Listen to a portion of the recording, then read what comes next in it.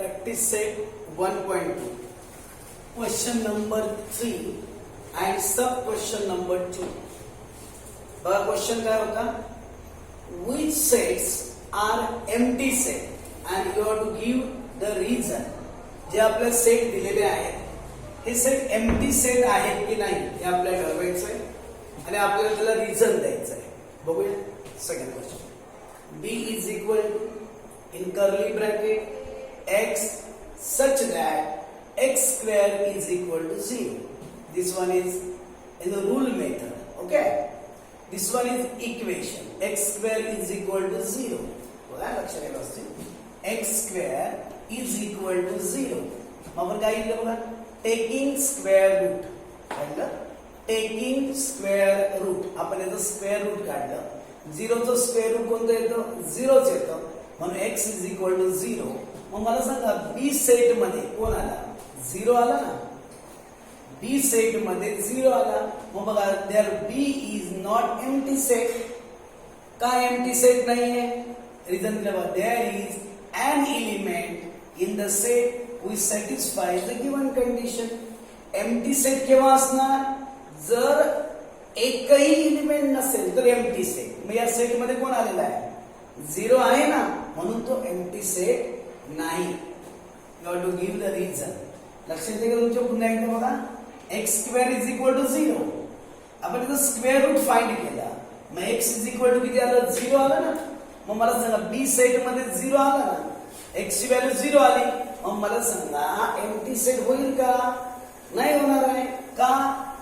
तर empty set म्हटलं की तिथे एकही एलिमेंट असता कामा नये. इथे मात्र कोणता आला एलिमेंट? 0 एलिमेंट आहे ना, म्हणून हा एम्प्टी सेट नाही. It is not empty set. Next one, c is equal to curly bracket x such that 5x minus 2 is equal to 0.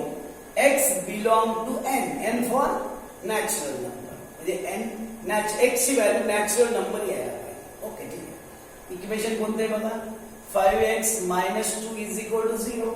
5x minus 2 is equal to 0. minus 2 is equal to just त्या साईडला नाही. minus 2 काय होणार? +2 होईल. आपल्या value कोणाची पाहिजे? x ची व्हॅल्यू पाहिजे. मग 5 into आहे ना, तिथे गेले तर अपॉन होईल. म्हणून बघा x ची व्हॅल्यू काय आली सांगा? 2/5. पण मला सांगा x कोणता पाहिजे? नॅचरल नंबर पाहिजे ना. मग मला सांगा 2/5 नॅचरल नंबर आहे का? नाही. नॅचरल नंबर कोणते असतात? 1 2 3 4 5 6 याला नॅचरल नंबर म्हणतात. ही मात्र फ्रॅक्शन आला 2/5. म्हणजे x ची व्हॅल्यू नॅचरल नंबर आली का?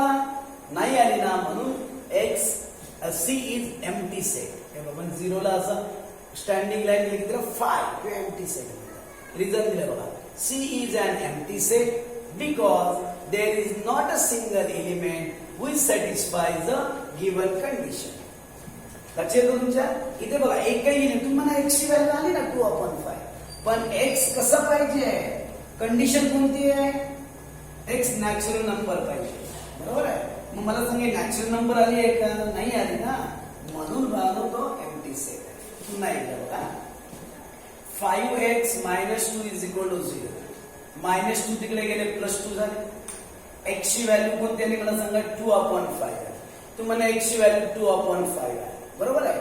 पण मला सांगा x ची व्हॅल्यू जर 2/5 आली तर त्याने कंडिशन काय दिली आहे? x कोणता नंबर पाहिजे? नॅचरल नंबर पाहिजे. मग हा नॅचरल नंबर आहे का?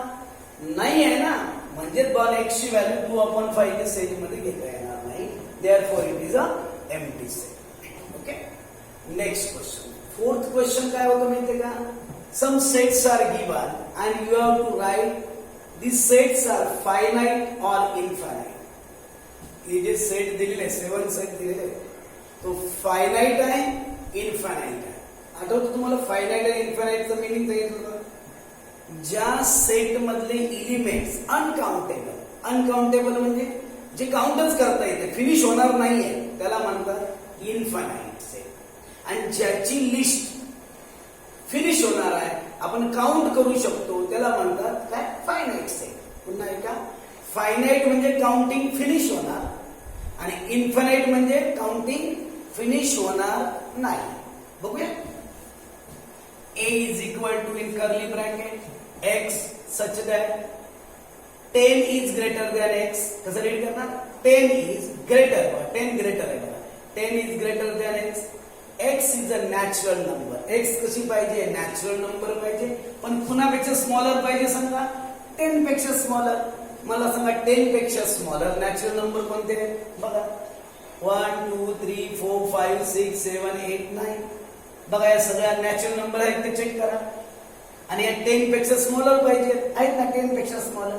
मग मला सांगा यांचं काउंटिंग फिनिश झालं की नाही? झालं ना फिनिश. म्हणून बघा element of set A are countable and limited. Count झालं, फिनिश झालं की नाही? म्हणून बघा elements of set A are countable and limited. Hence set A is finite set. कळलं तुम्हाला फायनाइट सेट काय आहे? कारण लिस्ट काय झाली? काउंटेबल आणि लिमिटेड आहे. ठीक आहे. Next Y such that -1 is greater than y. y is an integer. Integer तुम्हाला कदाचित आठवत असते. इंटिजर म्हणजे निगेटिव्ह नंबर येणार, पॉझिटिव्ह नंबर येणार आणि झिरो पण येणार. म्हणजे मायनस पण असणार, प्लस वाले पण असणार आणि झिरो पण असणार. पण कंडिशन कोणती बघा? एक इंटिजर पाहिजे. अजूनही काय नाही बघा. -1 is greater than y. म्हणजे मला सांगा y ची व्हॅल्यू -1 पेक्षा स्मॉल पाहिजे. मग -1 पेक्षा स्मॉल नंबर कोणते? -1 पेक्षा स्मॉल नंबर -2 -3 -4 -5 -6. मला सांगा ही लिस्ट जर आपण केली तर फिनिश होईल का? नाही आहे. म्हणून इथे बघा elements of set B are uncountable. इथे काय लिहितो आपण? काउंटेबल लिहितो. इथे लिहायचं uncountable and unlimited.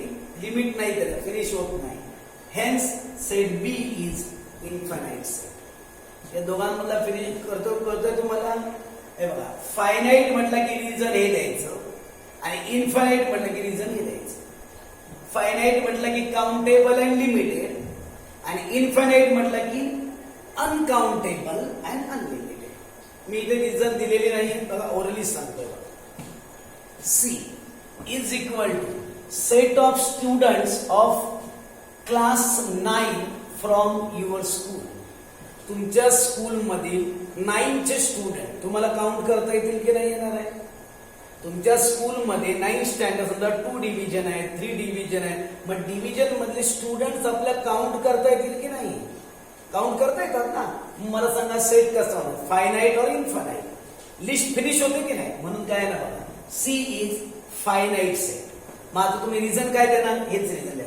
Elements of set A are countable and limited. Hence कुठला सेट आहे ना? C is finite set. Reason लक्षात आलं? फायनाइट म्हणलं की रिझन देणार. अजून एक set of people from your village. तुमच्या गावामधील लोक आपल्याला काउंट करतायत. जसं आपल्याला माहितीये का जनगणना करताना गावामध्ये लोकांची संख्या किती आहे काउंट करता येते ना. 1000 2000 3000 जे काय असेल काउंट करता येतं. म्हणजे ती काय अनलिमिटेड नाहीये. आपल्याला काय करता येतं? काउंट करता येतं. म्हणजे बघा it is finite set. Reason हेच आहे. Elements of set A are countable and limited. Hence A is finite set. समजतं? Next set of whole numbers. In the beginning of this lesson, I will explain which are the whole numbers. 0, 1, 2, 3, 4, 5, innumerable. म्हणजे ह्या hole numbers आहेत. मग मला सांगा या finite आहे की इन्फायनाइट आहे ना? इन्फायनाइट. रिझन काय ना? Elements of set B are uncountable and unlimited. Hence B is infinite set. And last one set of rational number. Rational number पण बारा खूप सगळ्या इंटिजर्स आहेत, होल नंबर आहे, नॅचरल नंबर्स आहे. सगळ्या रॅशनल नंबर मध्येच येतात. म्हणून रॅशनल नंबर आता येणार it is infinite set. Infinite म्हटलं की रिझन काय येईल? Elements of set which one set are uncountable and unlimited. Hence it is infinite set. लक्षात येते का? फायनाइट म्हटलं की काय सांगायचं? Elements are countable and limited. आणि इन्फायनाइट म्हटलं की elements are uncountable and unlimited. Finite मध्ये लिस्ट फिनिश होणार, इन्फायनाईट मध्ये फिनिश होणार नाही. 1.2 पर्यंत आपण हा टॉपिक बघितलेला आहे. लक्षात घ्या, जर हा टॉपिक तुम्हाला इझी वाटायला पाहिजे ना तर प्रॅक्टिस करा, समजून घ्या. नुसतंच व्हिडिओज बघा, पीडीएफ मधून ते कॉपी करा आणि प्रॅक्टिस करा. बऱ्याच वेळा न बघता तुम्हाला येतं का बघा, तरच तुम्हाला याची प्रॅक्टिस होईल. ओके.